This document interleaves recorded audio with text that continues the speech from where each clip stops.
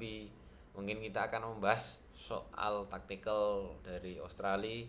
Kita akan coba menuju ke tactical board nih yang ada di layar. Mungkin para penonton bisa menyaksikan ini ya, Australia tampil dengan di atas kertas eh, tiga back itu ada Ross, Burgess, Hiria, Matthew Ryan sebagai penjaga gawang, dan dua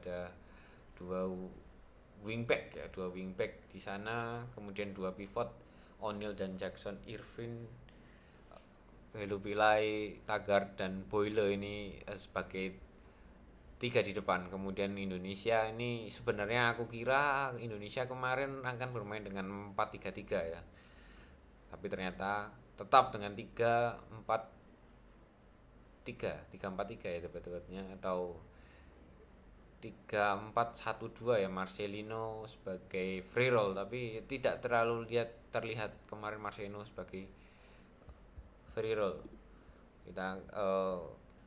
Kita akan mungkin membahas soal bagaimana build up dari Australia. Build up dari Australia ini mulai dari Matthew Ryan. Matthew Ryan ini biasanya dia selalu memberikan ke tiga arah ya, tiga backnya ini, antara Ross, Burgess atau Kiria. Kemudian ini pastikan Rafa Strike melakukan pressing di sini. Oleh Romeni pasti pressing ke antara Burgess atau Kiria di sini. Kemudian ini ada track back dari wingback di sini atau di sini. Kemudian ini O'Neal atau dua pivot, ini O'Neal atau Jackson Irvine membuka ruang untuk menciptakan opsi passing di sini, bisa ke kiri atau ke kanan. Kemudian langsung counter ke arah Velupila atau Taggart ya. Dan itu sebenarnya cara dari Australia build up ini cukup simpel ya, dan drill attackingnya ini cukup minim sebenarnya. Secara attacking tidak ada yang istimewa, tapi kita coba lihat dari sisi Indonesia. Indonesia ini menggunakan build up. Kalau yang menarik dari Clifford ini, kalau dia build up dari Martin Pass ini, Hilgers dan Verdong ini melebar. Kevin Dix maju, Dean James juga maju bahkan ke sisi half space dan J.H. ini maju ke posisi halfback ya. Dia tidak memainkan peran sebagai stopper, tapi memainkan peran sebagai halfback.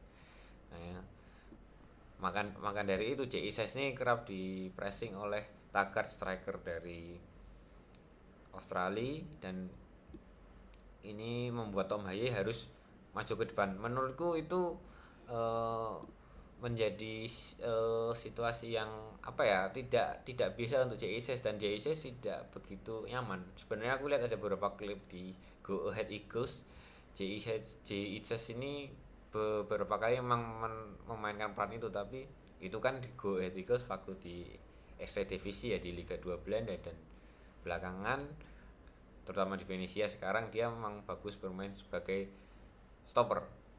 Dan kita mungkin akan lihat sisi ya, sebenarnya kelemahan dari Australia ini adalah defensive line yang tidak begitu baik ya. Dia mudah terpancing sebenarnya, dan terbukti dari situasi gol atau kesempatan pertama Indonesia lewat penalti Kevin Dix nih. Nah, dimulai ini kita lihat build up, ada 4 pemain ini, Haye, Itzes, Dix di kanan, dan Verdong di kiri. Jadi Haye memberikan bola ke Itzes ke belakang. Nah kan Velupila ini melakukan solo pressing ke Itzes, sementara dua winger Boyle dan Taggart ini tidak melakukan compact pressing. Jadi situasinya di sini ada Kevin Dix dan Kelvin Verdong di kiri. Itzes ini posisinya bebas. Kemudian ada opsi Itzes melakukan passing ke Verdong. Nah, kemudian menciptakan koridor half space di sini, yang cukup kosong. Jadi ada jarak antar lini dari lini belakang Australia dan lini tengahnya Australia.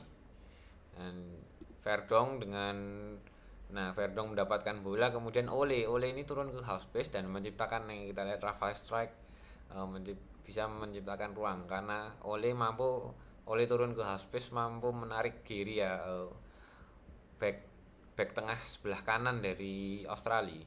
Dan Verdong dengan kemampuan long ballnya yang cukup akurat akhirnya bisa memberikan bola ke Rafael Strike yang beradu lari dengan Burgess ya, dengan long ball yang akurat. Kita lihat ini dan penalti dari Rafael Strike, tapi sayang saat itu eksekusi dari penalti taker dari timnas Indonesia Kevin Dix sayang sekali tidak mampu dimanfaatkan.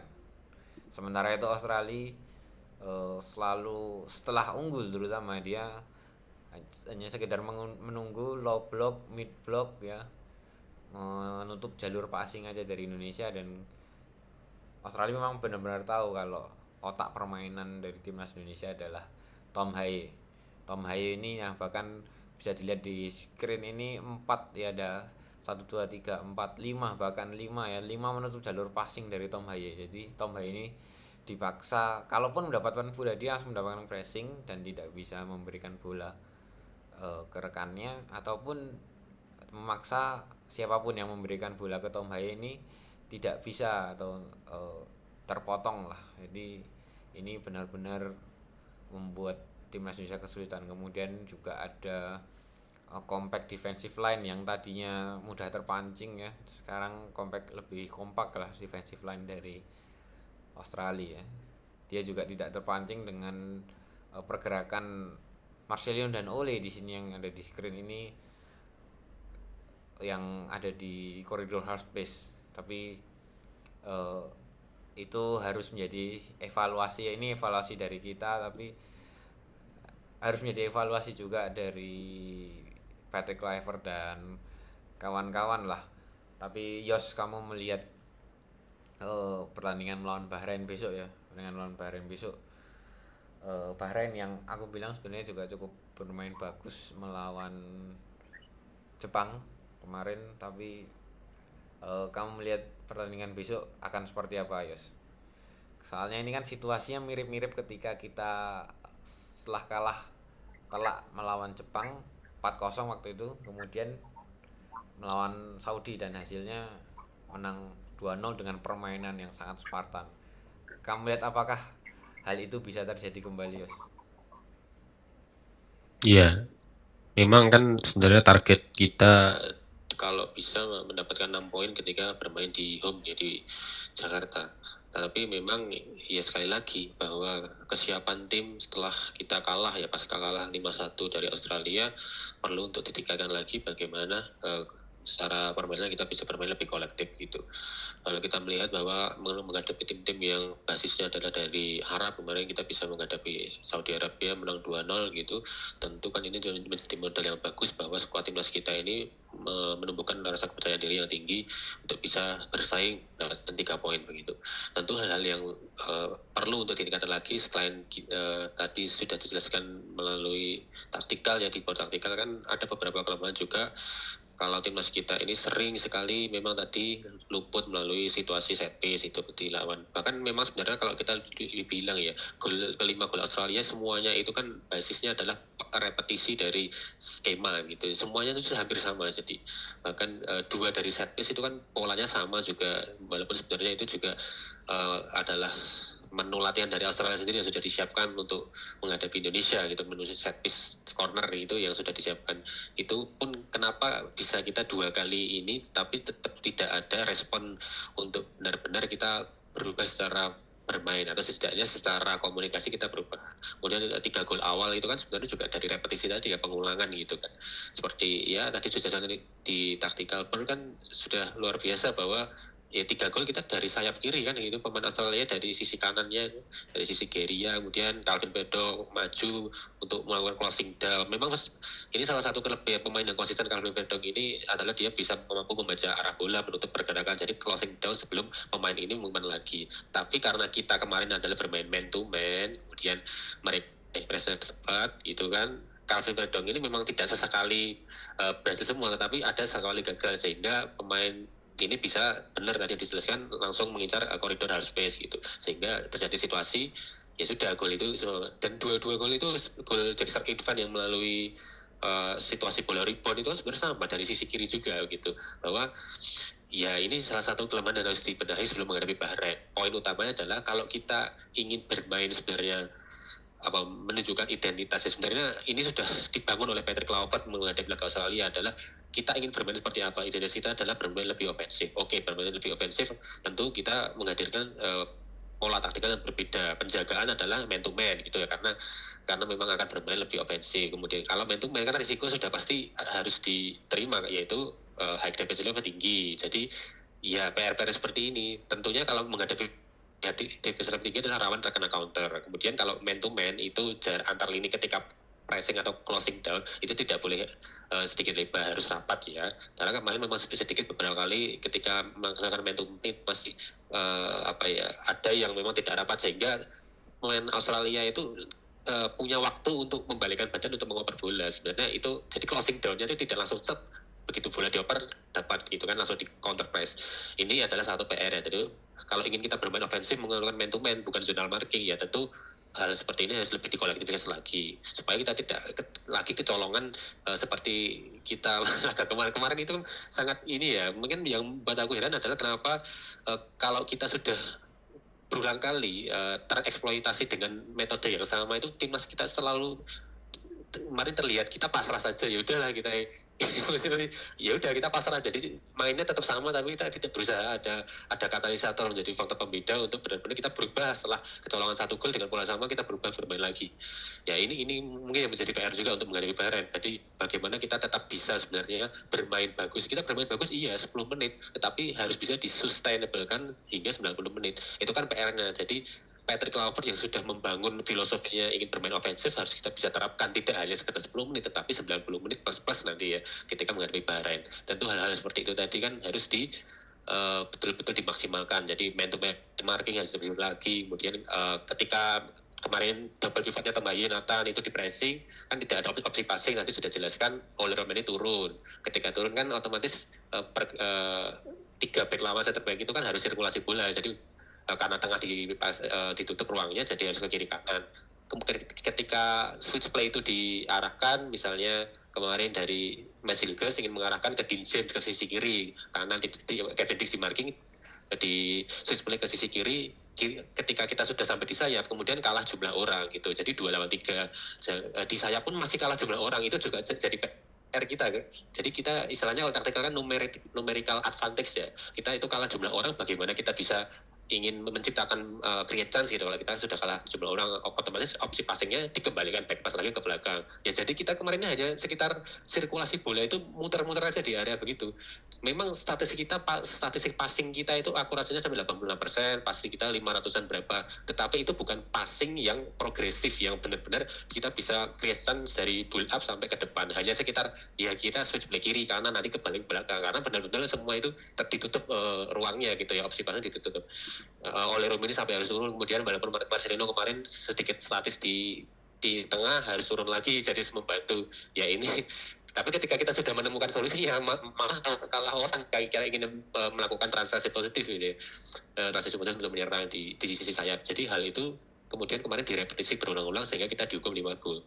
Tapi ya sudah, kemarin juga kita heran-heran dan termasuk aku sendiri ya, kenapa timnas tidak bisa membuat satu pembeda ketika sudah dieksploitasi dengan pola yang sama. Tentu hal ini kan melalui sederhana ya, waktu sederhana 4 hari praktis ketika nanti waktu bersih latihannya, karena mungkin terhitung 1 hari untuk kembali ke tanah air. Patrick Kluivert mampu menyiapkan tim ini dengan sebaik mungkin. Jadi kelemahan-kelemahan yang ada di laga menghadapi Australia yang sudah kita jelaskan tadi melalui visual latihan board tadi ya, betul itu setidaknya kita bisa bermain lebih bagus lagi dan tetap mempertahankan yang bagus. Jadi legasinya itu tetap dipertahankan, bukan kita terus berlomba lagi menjadi ingin bermain kembali ke pragmatisme seperti Sintayong, enggak, kita kan sudah bisa menunjukkan kita bermain bagus, kita punya peluang, tapi tidak bisa sustainable 90 menit. Hal itu yang diharapkan bahwa Patrick Kluivert mampu membentuk tim secara padu lagi. Memang tadi sudah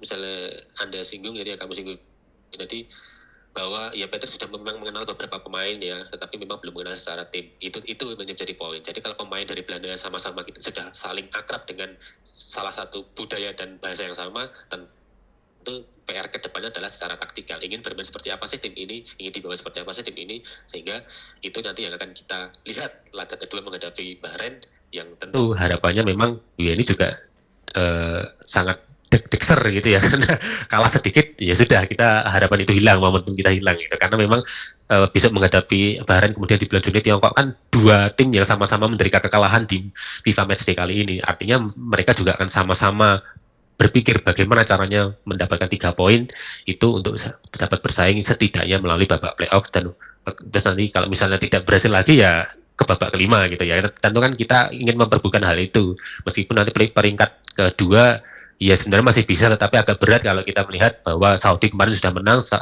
Australia 10, Saudi 9 kan. Makanya kalau kemarin misalnya Saudi tadi malam itu seri, itu kita mungkin harapan mengejar peringkat 2 pun masih bisa. Berharap nanti kita Australia bisa kepleset menghadapi Jepang dan lain-lain begitu ya. Ya tetap optimis apapun yang terjadi, Garuda kita tetap di belakangnya seperti Ultras Garuda, La Grande Indonesia yang tetap setia luar biasa ya mendampingi timnas apapun itu kondisinya. Kita tunjukkan bahwa kita masyarakat tetap masyarakat menjadi masyarakat yang dewasa untuk menyikapi dinamika sepak bola yang ada di Indonesia. Ya bahkan dengan 12 poin ya kadang 12 poin pun ini masih sangat-sangat 50-50 ya, karena misalnya kalau Bahrain kalah ya, Bahrain juga bisa menang di 2 laga sisa ya. Di 2 laga sisanya di bulan Juni mereka juga akan dapat 12. Misalnya kita juga 12, itu mungkin perebutannya 4 ya, perebutan peringkat keempat bahkan kita bisanya. Kalau 3 kayaknya juga cukup susah kalau 3, tapi kalaupun kalah ya keajaibannya jadi apakah akan terjadi di bulan Juni, apakah kita bisa menang melawan Cina dan Jepang. Tapi harus berpikir bahwa Jepang ini jangan berpikir untuk bisa mencuri poin lah. Paling nggak sebelum itu kita harus mengumpulkan poin sebanyak mungkin ya.